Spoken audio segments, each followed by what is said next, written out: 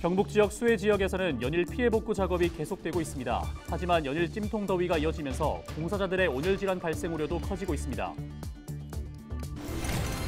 지방의회 인사권이 독립된 지 1년여가 지났지만 의회 조직 구성과 정원에 관한 권한은 여전히 단체장에게 있습니다. 부서 신설이나 인사권 조정 등의 권한이 의회에 주어져야 한다는 주장도 나오고 있습니다.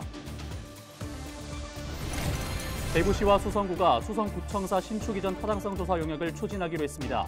수성구는 하반기에 후보지를 최종 선정하고 2029년까지 신청사를 완공한다는 계획입니다. 최근 코로나19 감염이 또다시 확산되면서 경주시가 감염 취약 시설에 대해 선제적 대응에 나섰습니다.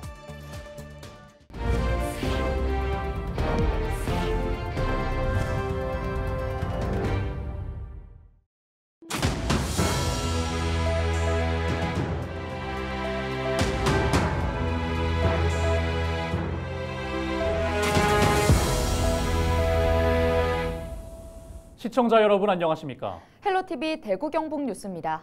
불볕더위에서도 경북 수해 지역의 복구 작업은 쉴 수가 없습니다. 피해 주민들이 하루빨리 일상으로 복귀할 수 있기를 바라는 자원봉사자들의 발길도 이어지고 있습니다. 하지만 워낙 덥다 보니 자원봉사센터에서는 봉사활동을 일찍 시작해 점심 무렵에 마칠 수 있도록 하고 소금과 포도당을 제공하면서 봉사자들의 건강관리에 나섰습니다. 보도에 홍하영 기자입니다. 예천군 감천면 진평리의 한 사과밭. 자원봉사자들이 사과를 따고 있습니다. 수해를 입은 나무에서 탄저병에 걸린 사과를 먼저 골라내 건강한 사과들을 지켜내는 겁니다.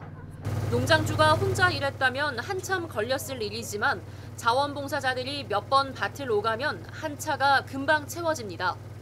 33도가 넘는 기온 속에서 일을 하다 보니 머리부터 발끝까지 온몸이 땀으로 푹 젖었지만 봉사자들은 하나라도 더 사과를 골라내기 위해 나무들을 꼼꼼히 살핍니다. 솔직히 엄청 덥고요. 그만큼 이 더운 날씨에 이렇게 수해가 입어가지고 이제 농민들 마음이 많이 이제 힘드실 것 같은데 저희가 작은 하루 손길이나마 이렇게 도움이 됐으면 하는 마음이니까. 지난달 집중호우로 큰 피해를 입은 예천군에는 하루 300명 가까운 자원봉사자가 몰리고 있습니다. 하지만 연일 계속된 무더위로 복구 작업이 쉽지만은 않은 상황. 자원봉사자를 관리하는 예천군 종합자원봉사센터는 현장 맞춤형 대책을 내놨습니다. 봉사활동은 점심시간 이전에 마칠 수 있게 봉사자들이 좀 더 일찍 모이도록 하고 중간중간 충분히 수분을 섭취할 수 있도록 물과 이온 음료 등을 담은 간식차를 운영합니다. 계속해서 봉사자들의 상태를 살피고 건강관리 차원에서 필요한 경우 소금과 포도당을 섭취할 수 있도록 안내합니다. 조금만 움직이셔도 땀을 많이 배출하세요. 그러다 보면 조금 어지럽다 하시는 분들이 있는데 그럴 때 이제 저희가 포도당을 준비해 가가지고 그분들 한 분 한 분한테 먼저 드시라고 안내를 해드리거든요. 가만히 있어도 힘든 땡볕이지만 수해 복구에 힘을 보태고 있는 자원봉사자들은 연신 굵은 땀방울을 닦으면서도 희망을 나누고 있습니다. 헬로티비 뉴스 홍하영입니다. 7월 집중호우로 전국적으로 산사태로 인한 피해가 컸습니다. 특히 흙이나 돌더미가 마치 급류처럼 유실되는 이른바 토성류 재해가 인명피해의 주요 원인인 것으로 지목됐습니다. 하지만 이런 곳 대부분이 취약 지역에서 누락돼 있고 재해 위험도 평가 기준에도 제대로 반영되지 않고 있다고 합니다. 보도에 최성식 기자입니다. 실제 토성유재해의 파괴력을 측정하기 위한 실제 규모의 실험. 인공댐에서 흙과 돌이 섞인 토사를 쏟아내자 물길을 따라 순식간에 밀어닥칩니다. 산 정상에서 400m 아래 중턱까지 도달하는 데 걸린 시간은 30초 남짓. 500제곱미터 규모의 토성류는 강한 침식작용으로 규모가 늘면서 파괴력은 5배 이상으로 확대됐습니다. 일단은 그 토성류 재해가 발생을 했을 때 재해가 커질 수 있는 규모가 커질 수 있는 어떤 그 침식 같은 것들 그런 것도 제가 확인할 수 있었고요. 그 다음에 이런 이제 대체 구조물들이 어느 정도 그 효과를 가지고 얼마나 속도를 줄이고 또 얼마나 얘를 효과적으로 방어할 수 있는지. 세계 최대 규모의 토성류 재해 실험이다 보니 국제학계에서도 실험 결과 등을 주목하고 있습니다. 이 계곡에서는 2012년과 2021년 두 차례에 걸쳐 실제 규모의 산사태와 토속유재해 발생 실험이 이루어졌습니다.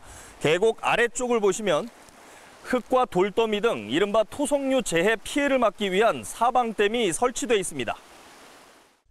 여기에 동해안에서 해마다 발생하는 대형 산불 피해 지역의 경우 산사태나 토속유재해에 더욱 취약하다고 전문가들은 지적합니다. 그러나 행정안전부가 최근 개정한 급경사지 재해 위험도 평가표에는 토속유재해 관련 기준은 빠져 있습니다. 조사자가 재해 위험도를 보정하는 부분에 토속유 피해가 예상되는 지점을 일부 반영토록 한 것이 전부입니다. 조사자 주관에 의존할 수밖에 없는 구조다 보니 민가도로에 가까이 있거나 눈에 잘 띄는 비탈면 위주로 위험 지역이 선정된다는 겁니다. 실제 최근 인명피해가 났던 경북 산사태 발생 지역 대부분도 위험 지역에서 빠져 있던 것으로 확인됐습니다. 정부 차원, 특히 정책적으로 보면 인명의 피해가 높은 곳 혹은 재산 피해 가능성이 높은 곳을 이제 따져가지고 우선순위를 찾아내고 거기에 대해서 정부 예산을 투입을 해서 이런 것들을 막아내는 일들이 필요하고요. 또 그 다음에 예경보 시스템 같은 것들도 필요합니다. 중앙재난안전대책본부는 7월 집중호우로 전국에서 산사태 1000여 건이 발생했고 사망 47명, 실종 3명 등으로 집계됐다고 밝혔습니다. 헬로티비 뉴스 최성식입니다. 지방의회 인사권이 독립된 지 1년여가 지났지만 여전히 의회 조직 구성과 정원에 관한 권한은 지방자치단체장에게 있습니다. 완전한 인사권 독립이라고 보기 어려운데요. 배한철 경북도의장이 헬로 이슈토크 대담을 통해 이에 대한 자신의 의견을 밝혔습니다. 이하영 기자가 보도합니다. 지난해 1월 13일 개정된 지방자치법 시행으로 32년 만에 지방의회 인사권이 독립됐습니다. 정책지원관이 도입됐고 의회 사무직원 임용 권한 등이 의장에게 넘어왔지만 부서를 신설하거나 인원을 조정하는 것은 여전히 지방자치단체장의 권한입니다. 또 현재 의회 조직 구성상 사무처 내에서 사무처장이 나올 수 없는 구조이기도 합니다. 여전히 조직 구성에 관한 권한과 정원에 관한 사항은 도지사의 권한으로 남아 있습니다. 도에 의해 사무처장은 2급인데 상급 자리가 없습니다, 지금. 그러니까 상급 자리가 없으니까 도에서 사무처장이 된다는 생각은 지금 법으로서는 안 되는 거죠. 내부에서 승진을 하려면 3급 자리가 있어야 하는데 사무처장은 2급, 그 이하 직급은 4급이기 때문에 직원들의 동기부여가 많이 떨어지게 된다는 겁니다. 배 의장은 이 같은 문제를 의장이 해결할 수 없고 도지사에게 부탁을 할 수밖에 없는 입장이어서 아쉽다고 밝혔습니다. 하지만 제도적인 문제가 있다고 하더라도 우선 행정, 정책 지원이라든지 또 정책 지원관을 채용하고 전문기관 교육을 통해 직원들의 역량을 강화해서 효과적으로 의회를 운영해 나가고 있습니다. 법적으로는 인사권이 독립됐지만 여전히 갈 길이 먼 가운데 경북도의회는 앞으로 지방시대를 열어나가기 위한 준비와 함께 타 시도의회와 협력해 제도를 개선해 나가겠다고 밝혔습니다. 헬로티비 뉴스 이하영입니다. 대구 수성구청의 신청사 이전 논의가 다시 시작됐습니다. 수성구는 대구시와 함께 오는 10월부터 내년까지 청사 신축 이전에 대한 타당성 조사 용역을 진행할 계획이라고 밝혔습니다. 용역 비용은 수성구와 대구시가 각각 2억 5천만 원씩 부담하며 이전 후보지 조사와 적정 규모 분석 재원 조달 방안 등을 검토하게 됩니다. 기본 계획 수립하고 타당성 조사를 위한 용역이 먼저 발주되는데요. 그 결과를 갖고 내년도 행정안전부 등의 심의를 받게 됩니다. 아울러 선정된 부지에 대해 도시관리계획, 전략환경평가, 재영향성 검토 등. 수성구는 주민 여론조사와 전문가 의견 수렴을 거쳐 하반기에 후보지를 최종 결정하고 2029년까지 신청사를 완공한다는 계획입니다. 최근 코로나19 확진자가 증가세를 보이면서 경주시가 요양병원과 장애인시설 등 감염 취약시설에 대해 선제적 대응에 나섰습니다. 3일 0시 기준으로 최근 일주일 동안 경주 지역 코로나19 확진자는 16,790명으로 한 달 전과 비교해 3배가량 늘었습니다. 경주시 보건소는 감염 취약시설 102곳에 마스크 13만 장을 배부하고 감염 취약시설에도 자가진단 키트를 지급했습니다. 또 다음 달까지 감염 취약시설 85곳에 마스크와 진단 키트를 추가 지급할 계획입니다.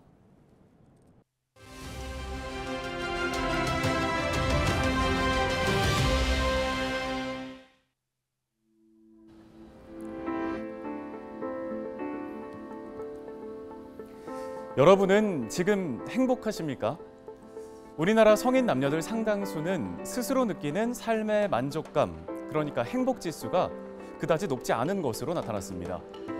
질병관리청의 공식 학술지인 주간 건강과 질병에 실린 생애주기별 한국인의 행복지수 영향요인 연구 보고서에 나온 내용인데요. 19세 이상 성인 22만 6천여 명을 대상으로 조사를 진행한 결과 이들의 행복지수는 10점 만점에 6.68점으로 나타났습니다. 주관적으로 행복하다고 느끼는 비율은 전체의 37.4%였는데요. 성별로 보면 남자 35.4%, 여자가 34.2%로 근소한 차이로 남자가 약간 높았습니다. 또 이 행복감은 학력과 소득이 높을수록 또 배우자가 있고 건강 상태가 양호할수록 높은 것으로 분석됐습니다. 데일리 브리핑이었습니다.